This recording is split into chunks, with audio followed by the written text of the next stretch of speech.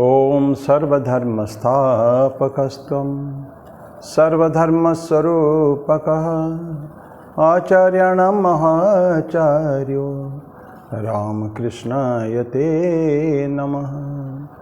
यथाग्नेर्दाहिका शक्ति रामकृष्णस्थिता हेया सर्वविद्यास्वरूपां तां शारदां प्रणमाम्यहम्।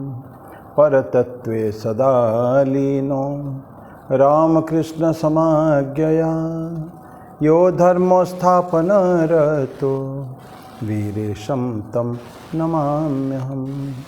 वीरेशं तं नमाम्यहम्। भगवान श्री रामकृष्ण देव, भगवती माँ शारदा जी और स्वामी जी को प्रणाम अर्पित करता हूँ। मेरे गुरुदेव पूज्य स्वामी भूतेशानंद जी महाराज को मेरा प्रणाम है। और ये सावन महीने में भगवान महादेव जी को विशेष प्रणाम है, उनका महीना ही है ये। अब हम लोग भगवद गीता में जाने से पहले पिछले बार रविवार को हम लोगों ने फर्स्ट श्लोक समाप्त करके सेकंड श्लोक में just entered and we stopped it. फिर आज दूसरे श्लोक से चालू करेंगे, ठीक। लेकिन उसके पहले एक भजन गाएंगे, फिर इस बार स्वामी जी के ऊपर। लास्ट टाइम भगवान शिव जी के ऊपर हुआ था पिछले रविवार को, शिव पंचाक्षर स्तोत्रम। इस बार स्वामी जी के ऊपर भजन गाएंगे। आओ आओ योगी राज आज एक बार। आओ आओ योगी राज आज एक बार। आओ आओ योगी राज आज एक बार। निज शक्तिदायी अभय मंत्र, शक्तिदायी अभय मंत्र का करो प्रचार। आओ आओ योगी राज आज एक बार। सुप्त चित्त को जगाओ, तामस जड़ता भगाओ। सुप्त चित्त को जगाओ, तामस जड़ता भगाओ। करो दूर मोह भ्रांति घोर अंधकार। करो दूर मोह भ्रांति घोर अंधकार। आओ आओ योगी राज आज एक बार। निज स्वरूप भूल जीव सहत यातना अतीव। निज स्वरूप भूल जीव सहत यातना अतीव। आत्मज्ञान कर प्रदान हरो क्लेश भार। आत्मज्ञान करो प्रदान हरो क्लेश भार। आओ आओ दीननाथ वीर योगी वेश में। आओ आओ दीननाथ वीर योगी वेश में। मोह मगन शोक भगन दैन्यग्रस्त देश में। मोह मगन शोक भगन दैन्यग्रस्त देश में। विमल ज्ञान दृष्टि फेर करो जनोद्धार। विमल ज्ञान दृष्टि फेर करो जनोद्धार। आओ आओ योगी राज आज एक बार। निज निज शक्तिदायी अभय मंत्र, शक्तिदायी अभय मंत्र का करो प्रचार। आओ आओ योगी राज आज एक बार। आओ आओ योगी राज आज एक बार।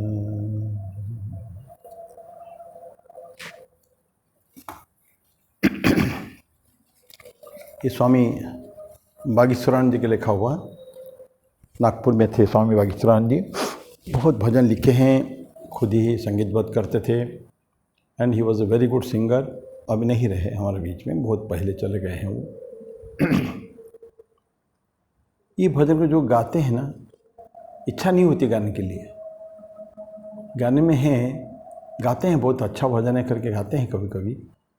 लेकिन कभी मन को लगता है हम स्वामी जी को फिर दोबारा बुला रहे हैं, आओ आओ योगीराज आज एक बार। तो फिर से आओ। क्यों आओगे? हमारे बीच में वाणी को प्रचार करने के लिए, हमको बचाने के लिए, इत्यादि इत्यादि जो बातें हैं। हमारे विवेकानंद युवा महामंडल के जो संस्थापक सचिव थे पूजनीय स्वामी नवनीहरण मुखोपाध्याय जी, हमारे दादा गुरुस्थानीय थे, बहुत जैसे ग्रैंड पर्सनालिटी। वो ये गाना को नहीं गा पाते थे। क्यों? बोले कि स्वामी जी को क्यों हम दोबारा बुलाएंगे? अभी भी सच्चे विथ सुपर ह्यूमन स्ट्रगल्स करके, इतना मेहनत करके, सारा झकझोर के सारा संसार को उन्होंने रख दिया था। अपनी वाणी इतनी मैसेज दे गए हैं, हजारों साल तक के लिए भी उनका मैसेज है। अगले 5000 वर्ष के लिए उनका मैसेज, संदेश है। उसको हमने अभी तक टच भी नहीं किया है, और फिर स्वामी जी को बुला रहे हैं। ये हमारी अक्षमता है कि उनकी दी वाणी को हम कार्य पे परिणत नहीं कर पा रहे हैं, और फिर हम बोला आओ तुम। वाक्य करेंगे क्या? Just he has given us. Swami पूजनीय स्वामी रंगनाथानंद जी महाराज बोला करते थे कि आप किसी के घर में गए हैं और आपको पूरा फर्स्ट क्लास 56 भोग की थाली सजा के दिया है। थाली आपके सामने है, आपने अभी खाया नहीं, फिर मांगे कि मेरे को फिर भोजन दो, क्योंकि ऑलरेडी थाली परसा, उसको तो खाओ, ख़त्म तो करो, डाइजेस्ट करो, फिर 6 घंटा के बाद 8 घंटा के बाद भोजन की व्यवस्था। और अभी तो आपको भोजन आपके सामने पड़ा हुआ है। तो स्वामी जी का जो संदेश, जो सारा संसार के लिए जो संदेश उनका है, अभी भी हम लोगों ने उसके ऊपर अमल नहीं कर पाए हैं। तो फिर से उनको बुलाने का कोई औचित्य है ही नहीं। तो अभी हम लोग सेकंड श्लोक पढ़ते थे। अहिंसा सत्यम क्रोधः त्याग शांतिरपैशुनम दया भूतेषु अलुप्तम मार्दवम हिरिरचापलम। मैं पढ़ देता हूँ। अहिंसा सत्यम क्रोधः त्याग शांतिरपैशुनम दया भूतेषु अलुप्तम मार्दवम ह्रीरचापलम। उसका मीनिंग ऑलरेडी बता दिया हूँ। उसके एक एक शब्द को उसको अपन चर्चा करेंगे अभी। पहले अहिंसा का हम चर्चा किए थे, that is the only word. एक हमने चर्चा किए थे कि शुरू किए थे, बिल्कुल शुरू करते हैं कि सारे संसार की सभी ईश्वर के संतानें हैं, और ईश्वर की ही शक्ति सभी के अंदर अनिश्चित है, सभी के अंदर है। तो उस केस में हम उनके सेक्रेड के सारे जगत के सेक्रेडनेस, उनका पवित्रता जो है उसको समझें। समझकर कोई भी ऐसे वस्तु का डिस्ट्रॉय करना, नष्ट करना अपने सुख के लिए, इंद्रिय भोग के लिए, ये हम लोग ना करें। और फॉर स्पोर्ट, खेल के लिए। एक ज़माने में राजा महाराज लोग जाते थे शिकार खेलने के लिए। शिकार खेलना अच्छा नहीं है। जंगल में जाते थे, शौक उनके, जस्ट फॉर स्पोर्ट, खेलना, शिकार खेलना। आखेट उसको कहते थे। आखेट में नहीं जाना चाहिए, लेकिन जाते थे। बहुत सारे मारे। हमारी ये सरगुजा जो रियासत है, उसमें जो महाराजा पहले पहले रहे हैं सब, वो लोग कितनी सारे उनके पैलेस जो अभी एग्जीबिशन जगह है, जैसा ढेरों शेर की और विभिन्न प्रकार के खाल जो मारे थे, शेरों को मारे थे, उसके सब थोक में रखा हुआ है। तो दैट शोन कि उन्होंने कितना शिकार खेला है। और ये तो छोटा सा राज्य था, जो बड़े बड़े राज्य थे और बाकी है, ये सब जो मारते हैं सब ना, ये अपने शौक के लिए मारते हैं। तो ये सब करना नहीं चाहिए, सब सारे चीज़ तो अपने स्पोर्ट के लिए, अपने खेल के लिए करते हैं ना सारे। तो हम बताते हैं अहिंसा ये था। अब सत्य। सत्य तो कलिकाल की तपस्या भगवान श्री रामकृष्ण देव बोलते थे सत्य है, लेकिन एक परमार्थिक सत्य है और एक उसे परमार्थ होता है कि सब कुछ ट्रूथ, गॉड इज ट्रूथ, ये है। और एक व्यवहारिक सत्य है कि जो हम सुनते हैं, जो देखते हैं, उसी को ही प्रकाशित करना, बोलना। ऐसा कुछ नहीं बोलना जो हमने नहीं देखा है, जो नहीं सुना, नहीं एक्सपीरियंस किया है जिसको, उसको नहीं बोलना चाहिए। तो ये व्यवहारिक सत्य है, जागतिक सत्य है, जगत में काम आता है ये अपने को। और विशेष करके जो चीज़ हमने सुना देखा उसी को ही बोलना पड़ेगा, उसके अलावा जो नहीं देखा है, हियर से जो सुना हूँ किसी और से, उसको हमको बोलना नहीं चाहिए। जो हमने देखा है, जाना है, यस दिस इज़ फैक्ट, उसी को हम लोग बोल सकते हैं। तो लेकिन अभी हम ये जो करते हैं पारमार्थिक सत्य के बारे में बोलते हैं, गॉड इज ट्रूथ। और बाकी जो सारे फिनोमेनन जो है ये सारे अपीयरेंसेस है। फिनोमेनन मतलब जो जगत जो देखते हैं, दृश्यमान जगत जो है। एक नोमेनन एक फिनोमेनन दो होता है ना, फिनोमेनन जो दृश्यमान जो है, दिख रहे हैं हमको, मैनिफेस्टेड जो है, अभिव्यक्त जो है, ईश्वर की शक्ति, ईश्वर के रूप जो विभिन्न प्रकार जीवों से, विभिन्न प्रकार प्राणियों से, उद्भिद अपने वृक्षलताओं से, सभी से जो चारों तरफ है, ये सारे के लेकिन भगवान की कृति है, उनका क्रियाकलाप है, उनकी संतानें हैं सारे ये सब। तो ये सब क्या है, ये अपीयरेंसेस खाली जो देख रहे हैं। अगर ईश्वर ही एकमात्र सत्य है, बाकी सब असत्य है। ठाकुर बोलते थे ईश्वर ही नित्य है, बाकी सब अनित्य। ईश्वर ही वस्तु है, बाकी सब अवस्तु। विभिन्न प्रकार वर्ड यूज़ करते थे। ईश्वर सत्य है, बाकी सब असत्य। सत्य असत्य, वस्तु अवस्तु, नित्य अनित्य, ये जो बोध है ये भगवान के लिए सारे सत्य नित्य ये सब ईश्वर के लिए है। वो क्या है, जो कल था, जो आज है, जो कल रहेगा, इसको हम तो सत्य कहते हैं। ट्रूथ इज़ जो कल भी था, जो आज भी है, उसके परिवर्तन नहीं है, मॉडिफिकेशंस नहीं है, निर्विकार, निराकार। निर्विकार होता है, विकार कुछ नहीं होता उसमें, मॉडिफिकेशंस कुछ नहीं। आज कुछ अलग शेप है, कल कुछ अलग हो जाएगा, ऐसा नहीं है। मृत्यु कभी होती नहीं है। जो कल था, जो आज है और कल रहेगा, इसका मतलब ये है कि वो अनंत काल से है, अनंत काल तक रहेगा भी। तो ये सत्य की एक अवधारणा है एक। तो इसे बोलते हैं कि और हम अपने को क्या करना चाहिए, जो गॉड अगर ऐसा है, बाकी truth the only God is the only truth, और बाकी सब अपीयरेंसेस से केवल दृश्यमान है, दिख रहे हैं हमको। अद्वैत वेदांत कहता है इनका कोई एग्जिस्टेंस नहीं है। तो लेकिन हम उस लेवल तक नहीं जा रहे हैं। तो बोलते कि ये केवल अपीयरेंस है, और हमारा मन, वाणी और कर्म को उनके तरफ लगाना है। उनके सहायता से, मनसा वाचा कर्मणा, उनके सहायता से उसको समझने की कोशिश करेंगे। और ग्लोरिफिकेशन ऑफ गॉड, अगेन ईश्वर महान है, इसको, ये सत्य को प्रतिपादित करना, ये सत्य को प्रकाशित करना, ये हमारा उद्देश्य है। अगर रियली ट्रूथ है तो वो ट्रूथ का एक छोटा सा अंश हमारे अंदर भी है। हम भी तो क्रिएशन है, तो हम भी उस ब्रह्मन है, हमारे अंदर भी वो सच्चित आनंद स्वरूप है, ये सब है। तो फिर where lies the difference between God and us, उनमें और हमारे फ़र्क क्या है? फ़र्क ये है कि हम उसको जानते नहीं हैं और अंधकार में हैं हम लोग। अपने अंदर वो उज्जवल लाइट आलोक होने के बावजूद भी, बिकॉज ऑफ दैट डेंस, एक बहुत गाढ़ा जो आवरण चारों तरफ है, ब्लैक कलर का बिल्कुल, जो लाइट को कभी आने नहीं देता है, हम अंदर का नहीं देख पाते हैं। नहीं तो brilliant resplendent light is with in each of us, हमारे अंदर प्रत्येक के अंदर ये महा दिव्य सूर्य सहस्रस्य, भगवान अर्जुन कहता है, हजार सूर्य जैसे एक साथ उदय हो जाए तो जो कंडीशन होगा वही कंडीशन ईश्वर का है। अर्जुन ऐसे ही देख रहा है भगवान को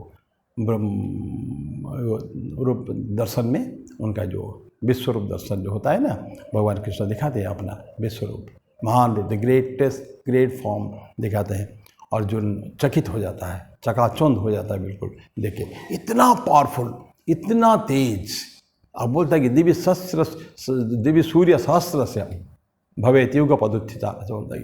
एक साथ हजारों सूर्य जो है, एक एक करके नहीं, एक साथ। अभी अंधकार है, एक वन एट ए टाइम हजार सूर्य अगर उदय हो गए तो सोचिए किस तरह के लाइट होगी।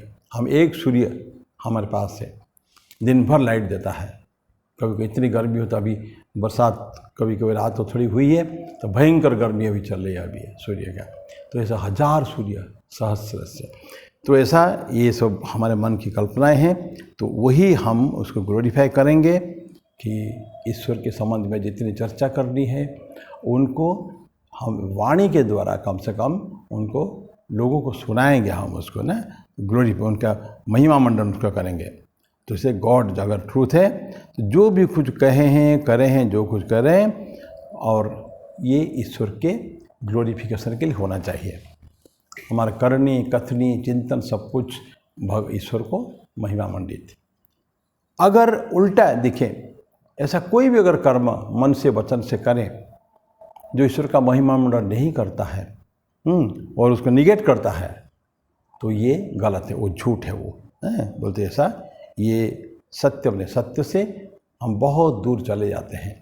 अब ऐसा लगता है हमको कहीं भी कि दूसरे को हम महिमा मंडित करते हैं, ईश्वर को महिमा मंडित नहीं करते हैं, किसी और को करते हैं, तो दैट इज़ फॉल्सहुड, वो गलत है, ठीक नहीं है वो। तो ये हो गया आपका अहिंसा सत्य, फिर अक्रोध। अक्रोध मतलब एंगर नहीं, क्रोध क्या होता है? गुस्सा होना, एंगर। एंगर क्यों होता है? ये जब देखते हैं कि मैं कुछ चाहता हूँ, मेरे एक्सपेक्टेशन के हिसाब से मैं कुछ उम्मीद करता हूँ उस कर्म से, कर्म का फल जो है ना, मेरी कुछ इच्छा है कि ऐसा होना चाहिए, अगर ऐसा नहीं होता है तो क्रोध होता है। माने हमारे कुछ एक्सपेक्टेशन रहता है। यदि भी भगवान कृष्ण कहते हैं कि कर्मण्यवाधिकारस्ते मा फलेषु कदाचन, कर्म कर जाओ, तुम उसका फल की चिंता मत करो, लेकिन फिर भी जगत में ऐसा होता है प्रैक्टिकल लेवल में कि हम कुछ करते हैं, कुछ करवाते हैं, उसके इमीडिएट रिजल्ट हमको चाहिए होता है, और वो रिजल्ट अगर हमको नहीं मिला, अगर उल्टा हो गया तो गुस्सा आता है उसका भी। तो कभी भी हम कभी करना उम्मीद करेंगे तो ये सब होना ही होना है, बिल्कुल भी एक्सपेक्टेशन के अनुरूप हमेशा कर्म नहीं होता है। तो ऐसा अगर हुआ तो ये तो एंगर, क्रोध आता है। भगवद गीता के 2nd चैप्टर में हम बहुत पहले पढ़े हुए हैं। 2nd चैप्टर की स्थितप्रज्ञ लक्षण में 62वां 63वां श्लोक में भगवान कृष्ण कहते हैं, ध्यायतो विषयान् पुंसः संगस्ते सुपजायते संगात् संजायते कामात् कामात् क्रोधो विजायते। वहाँ आता है कामात् क्रोध। काम डिज़ायर्स, कामनाएं, वासनाएं मन में हैं और हम चाहते हैं कि उसका फुलफिलमेंट होना चाहिए, वो हमको मिल जाना चाहिए, जो हम चाहते हैं मिल जाना चाहिए। अगर नहीं मिली, वो वस्तु अगर नहीं मिला, तो फिर हमारे मन में क्रोध होता है। तो अभी भी हम जो चर्चा किए हैं, हमारा उम्मीद जो है, आकांक्षा के अनुरूप अगर हमारे फल हमको नहीं मिला तो मन में क्रोध उत्पन्न होता है। तो ये एंगर लेकिन ठीक नहीं है ये। तो इसमें क्या होता है, हमारा बिहेवियर जो होता है ये अफेक्टेड होता है। अगर हम क्रोध कर देते हैं किसी के ऊपर, तो उसके प्रति हमारा मन में वैमनस्य तो पहले होता ही है। जब तो बुरा चिंतन नहीं होगा, पहले देखिए मनसा वाचा कर्मणा हम करते हैं। मन से अगर कह दे नहीं, तुम्हारे जो इच्छा थी, तुम्हारी इच्छा जो थी वो फल उसका नहीं मिला है या नहीं मिलने वाला है, तो मन में क्रोध होता है। और बाद में देख ही लिया नहीं हमको मिला है, अन्यथा हो गया, तो एकदम गुस्सा आता है। तो कामात् क्रोधो विजायते। तो काम, तो इससे क्या कहते हैं, इसका तो फिर करना क्या है हमको, जब इच्छा करेंगे, इच्छा अगर हमको सेटिस्फेक्शन नहीं हुआ तो हमको क्या होगा, क्रोध होता है। तो इच्छा ही करें ना, कहीं से भी आशा नहीं रखना है कुछ भी, निर्वासना हो जाए, वासना कामना कुछ रखना नहीं है। माँ बोलती है ना कि तुम ईश्वर से क्या प्रार्थना करोगे कि प्रभु मुझे निर्वासना कर दीजिए, मन में कोई वासना न रहे, कोई कामना न रहे, क्योंकि कामना से ही दुख होता है। सिद्धार्थ, भगवान बुद्ध, ये सब अनंत बार पढ़ चुके हैं और फिर हम लोग बचपन में ही पढ़े हैं। सिद्धार्थ क्या देखा, तकलीफ तो देखी उन्होंने, कष्ट देखा, देख के उन्होंने तय कर लिया था कि हमको इसका निराकरण हमको करना है। उसको कैसे, उसको हम उससे उसका निदान हमको ढूंढने का है। इसीलिए उन्होंने घर छोड़कर 29 साल की उम्र में चले गए जंगल में। किसके लिए? उस इप्सित वस्तु के प्राप्ति के लिए। क्या है वो? ये सारे जगत के दुख का निवारण के लिए कुछ मीन्स। और 6 साल कठोर तपस्या के पश्चात उनको प्राप्ति हुई भी, कृतकृत्य हो गए, धन्य हो गए। उस वैशाख पूर्णिमा की रात को जब ईश्वर का उनको मिला, जो ज्ञान की प्राप्ति हुई, उससे कृतकृत्य हो गए। तो ये क्या मिला उनको और क्या बोला उन्होंने उसके बाद में जाके? लंबे समय तक कुछ बोले ही नहीं। फाइनली सारनाथ में, बनारस के पास, बनारस में हैं, जाके उन्होंने ये 5 सन्यासी जो उनको त्याग दिए थे, उनको ही प्रथम शिष्य बनाते हैं और धर्मचक्र प्रवर्तन करते हैं वहाँ। क्या धर्मचक्र प्रवर्तन है कि संस पहला है चत्वारि आर्य सत्यानि, 4 नोबल ट्रूथ परमानेंट। क्या है? नंबर 1, संसार दुखपूर्ण है, दुख का कारण कामना और वासना है, कामना वासना दुख का कारण है। तो 3rd, कामना वासनाओं के विनाश से दुख का विनाश। पता है ना, दुख एक कारण हो गया, एक कार्य हो गया। कारण क्या था? कामना एवं वासना। तो कार्य कारण जो है, कॉज एंड इफेक्ट रिलेशनशिप्स। तो कॉज अगर हमारे कामना वासना है और इफेक्ट उसका हमारा दुख है, तो इफेक्ट को कैसे हटाएंगे हम? कामना वासना को हटाने के बाद। तो लेटस, तो इसे बोलते हैं कि 3rd में कामना और वासना के विनाश में दुख का विनाश। तो ये सारे मैथमेटिकल है बिल्कुल में, हैं। तो उसको हजारों साल पहले, आज 2500 साल पहले भगवान बुद्ध ने बोला है, और हमारे ऋषि मुनि तो न जाने कितने बार बोल चुके हैं, सारे चीज़ों के ऊपर उनके हैं। तो ये हो गया क्या? दुख पे जो आपने एंगर, क्रोध आना नहीं चाहिए।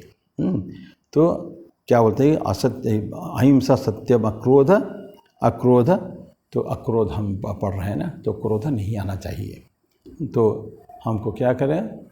क्रोध के बारे में हम पढ़ चुके, क्रोध क्यों आता है, तो उसको हम अगर हटा देंगे तो ऑटोमेटिकली क्रोध हमारे पास आएगा नहीं है। तो डिज़ायर कभी भी ना रखें हम लोग, और दूसरों से बिहेवियर से भी कभी अफेक्टेड ना हो हम लोग। ये भी कभी कभी होता है, आशा रखते हो तो नहीं होता, अलग बात है। कभी कभी हम दूसरों के व्यवहार से भी हो जाते हैं, कष्ट हमको होता है, लेकिन उससे अफेक्टेड नहीं होना कभी भी। वो तो बोल दिए हैं, तो बोल दिए बोलते चल के, लेकिन हम उसके एक किसी ने मेरे को बुरी व्यवहार कर दिया, गलत मेरे को शब्द अपशब्द बोल दिया, अगर वही उसी के किसी और के हाथ में हमारा अगर शांति की चाबी है, तो फिर जीवन किस काम का है हमारा? कोई कितना भी बोले हैं, लेकिन अपने को अपने पथच्युत नहीं होना, पथभ्रष्ट नहीं होने का है। अपनी जो शांति को कभी खोए ना। पीस बड़ी मुश्किल से शांति हमको मिलती है, और छोटी छोटी बातों में हम अगर खो देते हैं, त्याग दें, छोड़ दें। मान लीजिए कोई बोलते हैं कि तुमने उन्हें बहुत कुछ बोल दिया, तो क्षमा कर दो। क्षमा करके बाद कितना भी हमको कष्ट क्यों न पहुंचा, मानसिक कष्ट ना दिया हो, क्षमा करने के बाद अगर शांति मिली, हमको सोचना चाहिए शांति हमको सस्ती मिली है। क्षमा तो कर, हम करा क्या? उसके बातों से हम अफेक्टेड नहीं हुए, प्रभावित नहीं हुए। ऐसा नहीं देख रहे कि हम लोग कितना भी संत पुरुष हो चुके हैं, उनको कभी किसी ने गुस्सा नहीं दिला पाया, कभी भी। चैतन्य देव की बात हम जानते हैं, चैतन्य देव कितने लोगों ने कष्ट दिया उनको, और क्या करते थे वो? कुछ बिगाड़ रहे थे? नहीं, सभी को हरिनाम कीर्तन करा रहे थे, ईश्वर का नाम संकीर्तन सबसे करा रहे थे। लेकिन जगाई मथाई का स्टोरी आता है, उन्होंने कितना कष्ट दिया उनको, सर फूट गया, रक्ताक्त हो गया, खून निकला, लेकिन फिर भी उन्होंने उनको जगाई मथाई को गले लगाया। तो ये जो क्षमा का भाव, क्षमा होता है वीरस्य भूषणम बोलते हैं ना, क्षमा कर देना चाहिए। वो तो बाद में पढ़ेंगे। तेज क्षमा एक अलग क्वालिटी है। तो दूसरे के किसी से हमको बिहेवियर से हम अफेक्टेड, प्रभावित नहीं होना चाहिए, विक्टिम नहीं होना चाहिए। तो ये होता है अक्रोध। गुस्सा नहीं होने का है। ठीक है, तो बात ये हो गया। तो जो भी क्रोध का कारण हो सकता है, कारण को हम पूछ दें, और क्रोध होने की स्थिति में भी अगर है, बुलबुला भी अगर छोटा सा उठ रहा है, तो हम अपने आप को चेक करना चाहिए। कभी कोई देखेंगे कि बाहर प्रकाशित नहीं हुआ, उसका मैनिफेस्टेशन अभिव्यक्ति नहीं हुई कि हम गुस्सा हो रहे हैं, लेकिन अंदर एक बुलबुला उठ रहा है, एक छोटी सी, तो इनिशियल बिल्कुल एकदम स्टार्टिंग फेज में मन में आ गया, रे कैसा क्यों बोल दिया उसने, मन में एक खट्टापन आ रहा है, तो लेकिन उसको नहीं करना चाहिए। जहाँ पता चले कि हमारे मन में इस तरह के रिएक्शनरी हो रहा है, प्रतिक्रियाएं हो रही है, तो वहीं हम अपने आप को रोक देना चाहिए। तो ताकि आगे और नहीं बढ़ेगा। बुलबुला को वहीं ख़त्म कर देने का है, ट्रिक कर दे उसको, ख़त्म हो जाएगा। बुलबुला है क्या, पानी का ही तो है, एक मॉडिफिकेशन है वास्तव में, तो उसको ख़त्म कर देना चाहिए। तो अहिंसा, सत्यम, अक्रोध, त्याग, अभित्याग, रेनंसिएशन। त्याग क्या होता है, सभी कुछ। त्याग का एक व्यापक अर्थ ये है कि ये जड़ चैतन्य जितने भी है सारे ईश्वर के ही है ना, सारे ईश्वर के ही है। सेंसेंट, इनसेंसेंट जितने भी सभी उन्हीं का है। जब सभी उन्हीं का है तो हमारा क्या है, कुछ भी तो नहीं ना, हमारा कुछ नहीं। भले हम कह दें ये हमारा है, वो हमारा, ये बिल्डिंग, ये घोड़े, गाड़ी, ये पैसा, ये सब कुछ हमारा है, एक्चुअल हमारा कुछ भी नहीं है। टेम्पररी, ये केवल टेम्पररी है, प्रतिभासित केवल है। हमारे पास थोड़ी देर के लिए आया है और आगे भी नहीं रहेगा। कल हम लोग में नहीं था, मेरे पास कुछ था नहीं, कल मैं पैदा हुआ और ये अब ये संपत्ति मेरे पास है, और कल मैं चला जाऊंगा, संपत्ति यहीं की ही रह जाएगी। It will not be mine, so I can not say anything of mine, मेरा कुछ है ही नहीं। ये कह सकता हूँ कि टेम्पररीली, पर कुछ समय के लिए मुझे व्यवहार करने के लिए दिया गया। यही तो है न्यासी का जो ट्रस्टीशिप कंसर्न यही है। जगत का कोई भी संपत्ति तुम्हारा नहीं है, हमारा नहीं है। ईश्वर ने हमको दिया है थोड़ी देर के लिए रखने के लिए। We are custodians, we are trustees. जो स्वामी विवेकानंद ने रॉकफेलर को समझाया था कि सारे जो पैसा, अरबों रुपये तुम्हारे पास है, डॉलर से, ये तुम्हारा नहीं है mister Rockefeller, you are just trustee to it, so distribute. जिसका संपत्ति है उसको दे दो, ऐसा करके तो बातें हैं। तो ये भावना मन में आना चाहिए, सब कुछ ईश्वर का है, तो ईश्वर के अलावा हमारा कुछ नहीं है। और ये जो फंडामेंटल ट्रूथ, मूलभूत जो सिद्धांत है, ये सत्य है, इसके अंदर अगर हम प्रतिष्ठित हो सके, देखेंगे यही एक्चुअली त्याग है। This is renunciation. ये बेसिकली हमने फंडामेंटल ट्रूथ को पकड़ के रख लिया कि सारे कुछ ईश्वर का है, मेरा कुछ है नहीं। पर उसका अगेन प्रैक्टिकल जो कॉन्सेप्ट है कि ठीक है हमारे पास ये है, तो what should I do then, तो I have to give it, मैं लोगों को दे दूँ। पहले समझ लिया, तात्विक रूप से समझ लिया, अभी उसको देते जाओ, बिना सोचे देते जाओ। हाँ, पात्र, सही पात्र में देना चाहिए, अपात्र में दान नहीं करना चाहिए, वो तामसिक दान हो जाता है। जहाँ तुम देखना चाहिए हमको किसको दान दे रहा हूँ, जिसको दे रहा हूँ does he really need it, क्या उसके दान के पात्र है वो। अपात्र में दान देना भगवद गीता में आता है। किस किस को सात्विक दान, राजसिक दान, तामसिक दान, ये सब दान में तामसिक दान नहीं होना चाहिए। जो पात्र नहीं है, कोई भी आके हमारे सामने खड़ा हो जाए, हम उसको दे देंगे। पैसा का वैल्यू है, एंड दिस मनी किसी और को, अच्छे व्यक्ति को दे सकते हैं जो उसके लिए हकदार है। ऐसा तो है। तो ये बात है। तो बोलते हैं त्याग भावना यही है। सो त्याग करेंगे हम लोग, एक तात्विक समझें, दूसरे में जो कुछ है हम उसको देंगे। ये हो गया रेनंसिएशन। बाकी ईश्वर का सब कुछ है। तो त्याग, शांति। शांति क्या है, हमेशा मन जो डिस्टर्ब होता है ना, कभी कभी किसी छोटा सा कुछ हो गया, मैं बोला था पिछले बार की बात है कि अगर छोटी छोटी बात में कोई किसी के हाथ में अगर हमारे इंस्ट्रूमेंट रहा ना, हमको शांत अशांत कर दूसरे के ऊपर रहा, तो हमारे फिर हमारे व्यक्तित्व क्या है, फिर दूसरे हमको कंट्रोल ना करें, हम अपने आप का कंट्रोल मेरे हाथ में हो। मैं डिसाइड करूँ कि मुझे दुखी होना है कि सुखी होना है, चाहे कितने भी विपत्ति को प्रतिकूल परिस्थिति क्यों ना हो जाए। हमको निर्णय हमें लेने का है कि मुझे शांत होना है कि अशांत होना है, सुखी होना है कि दुखी होना है। सुबह जब अर्ली मॉर्निंग उठते हैं, हमारे घर में बहुत मान लीजिए तकलीफ़ है, कष्ट बहुत है, कुछ खाने पीने को नहीं है, राशन नहीं है, नथिंग, तो मन में तो कष्ट है। लेकिन सुबह उठ के निर्णय हमको करना है, इस परिस्थिति में मैं सुखी हूँ कि दुखी हूँ। एक संत थे, उनको पूछा गया, वैसे ही हमेशा जब देखो ही जॉय, फुल ऑफ जॉय, कष्ट घर में बहुत है, तो उनको पूछा गया आप कैसे सुखी होते हैं, ऐसे इस अवस्था में शांत कैसे रह पाते हैं, आनंद में कैसे रहते हैं।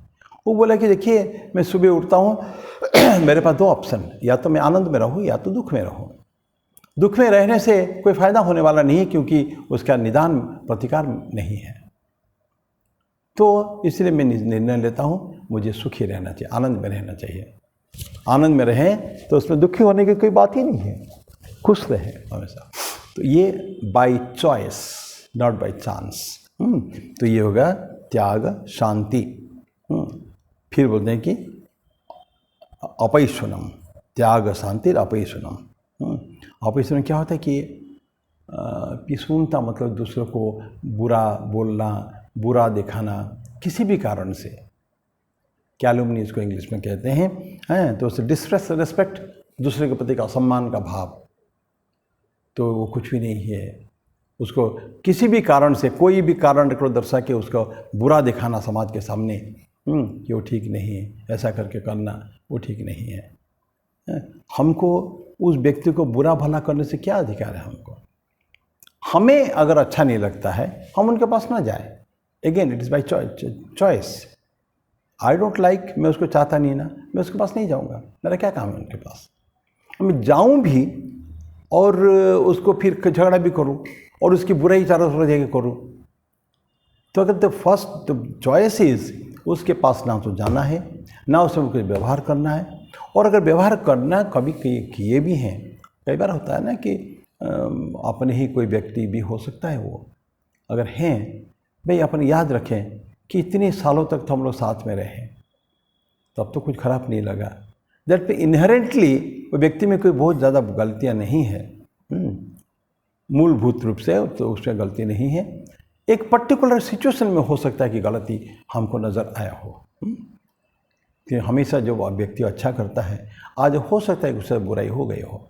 जैसे जीवन भर हमारे लिए अच्छा किया, तो फिर कभी अगर एक आध बार अगर उससे कोई बुराई हो भी गई हमारे लिए, तो उसको क्यों हम क्या एकदम भूल जाएंगे? सारी पास्ट, सारे जो उनकी हमारा दान जो उसका है, उनका जो हमारे प्रति कंट्रीब्यूशन है, उसको क्या भूल जाएंगे हम?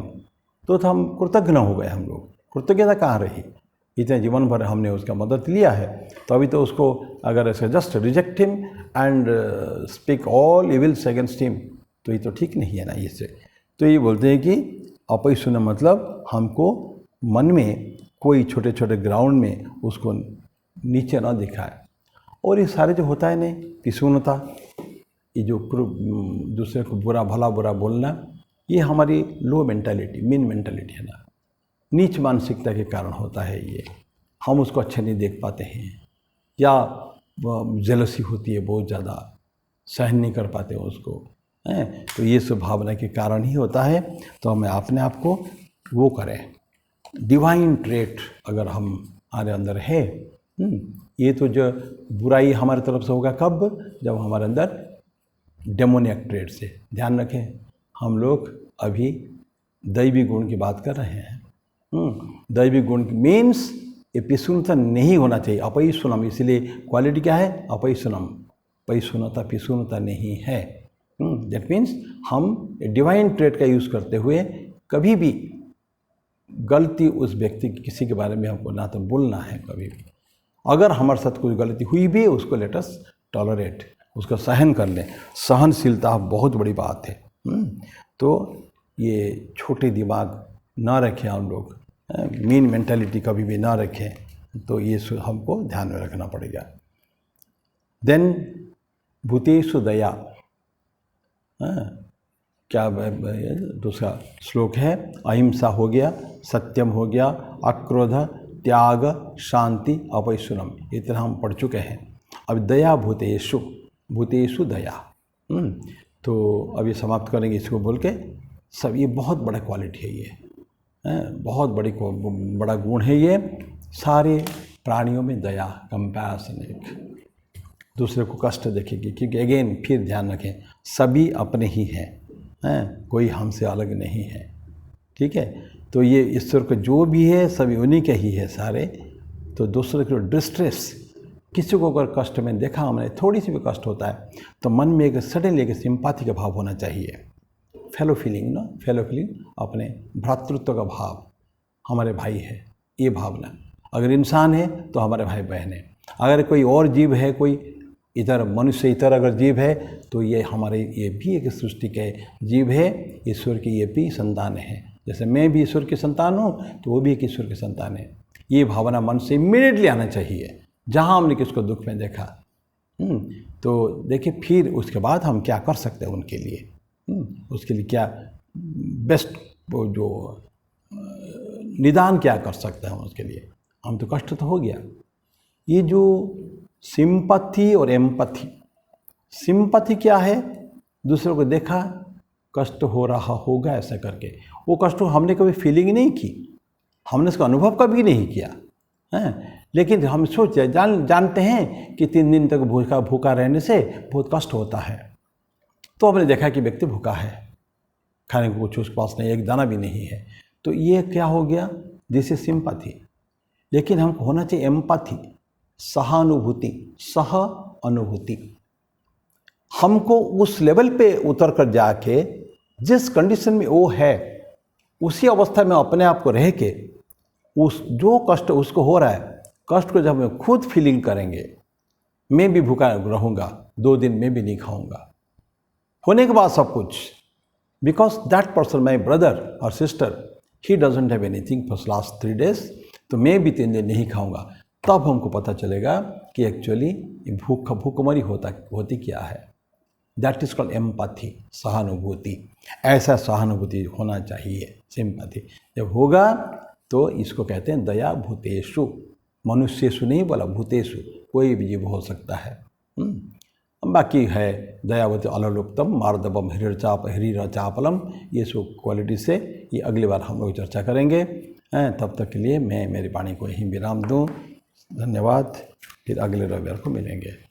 ओम शांति शांति शांति। हरि ओम तत्सत। श्री राम कृष्णार्पणमस्तु।